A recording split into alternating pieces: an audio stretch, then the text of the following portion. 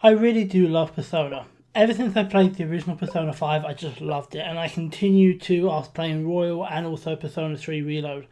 I also wondered for a while about going back to the start, like to the original Persona. I had been warned it was very different, might not be my type of game, and that also was very old, but hey, it's on my PlayStation Classic, so why not give it a go? So I did, and it didn't go well for me. But we're getting way ahead of ourselves here. Just starting the game showed us a lot of things that don't seem very Persona-y, but hey, it wasn't an established series at this point. It doesn't have its sort of established thing. It's just getting started. We need to get started too. We get into the game and apparently a bunch of kids are trying to summon Personas. Never established how we know about them, but okay. It's also quite clear this game has been localized. Not well, either. Anyway, we go through the whole process and there's a ghost, and then we're hit by lightning and we head somewhere that looks... Well, my first assumption was the Velvet Room, but it's not. Welcome. We meet an odd-looking man and we name ourselves, and we have our persona. We wake up in the school's nurse's office. We seem to be fine, but just to be sure, we're asked to go to the hospital and to check in on another student while we're there. So we're walking around the school, which is very big and very empty. Yeah, all locations are like this. It's a little odd and sometimes a little eerie. We check out a bunch of rooms though, which actually there's a decent amount of rooms open with people in them, stuff like that, which is nice. It's a nice variety. We meet one of our friend's butlers outside because, sure, apparently we're friends with Lara Croft, and now we're on the way to the hospital. The dude is definitely not Lara Croft. As for the world map, I kind of like it. It's quite basic. It feels a bit empty. I have to admit, it's kind of cool for its time. It takes me a while, but I do eventually find and head to the hospital. We walk around for a bit before we find Mary, our friend, who apparently suffers from minor mental delusions that is never elaborated on, at least not here. She feels unwell, so we leave, and then apparently we do Michael Jackson poses because there's an earthquake, as you do in life. We head into the next room, and there's zombies, so it's Thriller.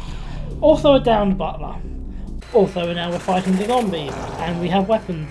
It's never explained how we have weapons. Like, apparently one of our guys just had a battle axe in his back pocket the whole time. Also, side note, the I am foul art eye thing. Yeah, this version isn't so great.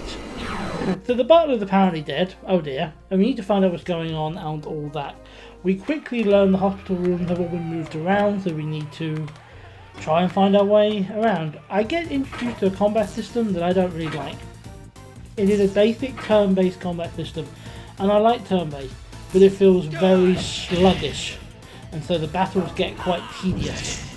We also don't really know what's going on, but we do find our way back to the entrance. We meet another friend who also has an unexplained large weapon with her, and we find out it's not the hospital, the whole world is like this.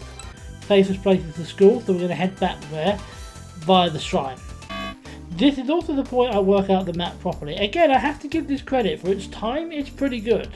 On the way back we pop into the shrine where Mary's mother is, and also apparently not in a good way. We also meet a butterfly who is the man from earlier, and we learn that a man called Guido is responsible. A couple of our team rush off to the factory to deal with him, leaving the rest of us to take Mary's mother back to the school for help.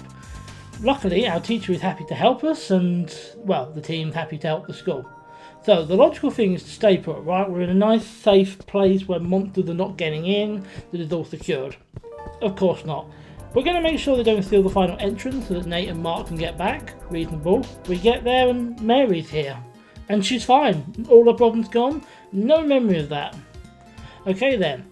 Nate also comes back with Mark being captured and held at the police station. Oh great, more problems.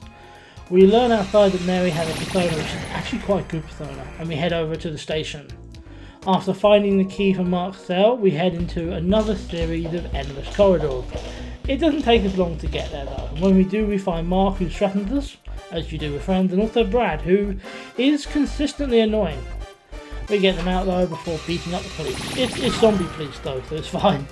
Now we're going to go to the factory as a team, just as soon as we get out of here.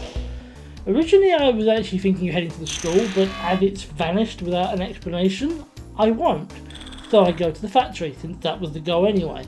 The factory doesn't have any clear entrances, but I do eventually find a switch that lets us get inside, and then spend some time getting lost in it, as you do. Had to use a guide to get further, but basically there's switches that move boxes and stuff that allows you to go down different... I didn't know, but it's a lot. We managed to get through and into the offices of Seebeck. Remember when I said things went wrong?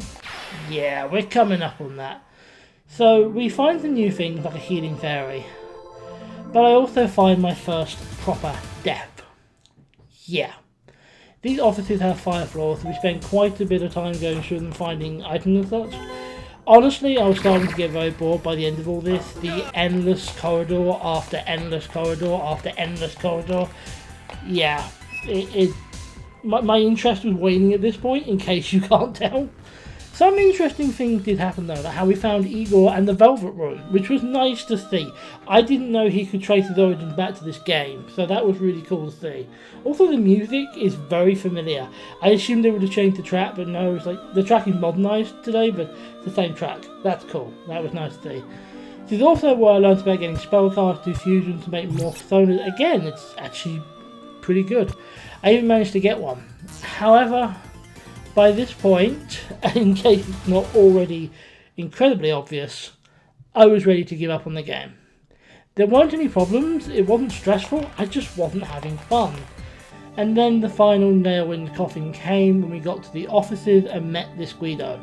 We'd only had a persona, and also, more relevant to this, we got our asses handed to us. Which is fine, I did need to get some more personas and do some level ups, and we do all that, we're good to go. So I thought about doing this, about doing all the extra work to beat this boss, and oh my god, I did not want to do it. So I decided to stop. I wanted to enjoy this game. I knew it wouldn't be the level of Persona 5 Royal or Persona 3 Reload, but I was hoping I'd have some fun here. Honestly though, I was bored. I found the combat slow and cumbersome, the story just hadn't grabbed me after a few hours, the endless corridors were boring and punctuated by the slow combat I've already said I didn't like.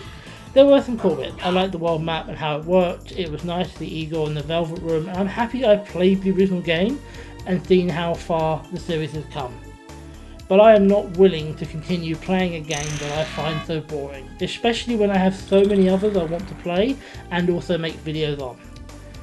So that isn't the best way to end a video, but hey, it's honest. And the whole point of this series is to try the game. But as with Harvest Moon, it was good to go back and see where it started. I'm happy I did it, but it doesn't feel worth it, at least to me, to push myself to finish this game, because I really would have to force myself to do it. And I don't want to. You know, games are supposed to be fun. If I'm not enjoying this, I should stop. So this was Revelations Persona. Not exactly the fun experience I was hoping to have, but hey, I did give it a go. I'm happy I did. Thank you all for watching, and the next video, well, it's Minecraft, so I'll definitely enjoy that more. And I'll see you then.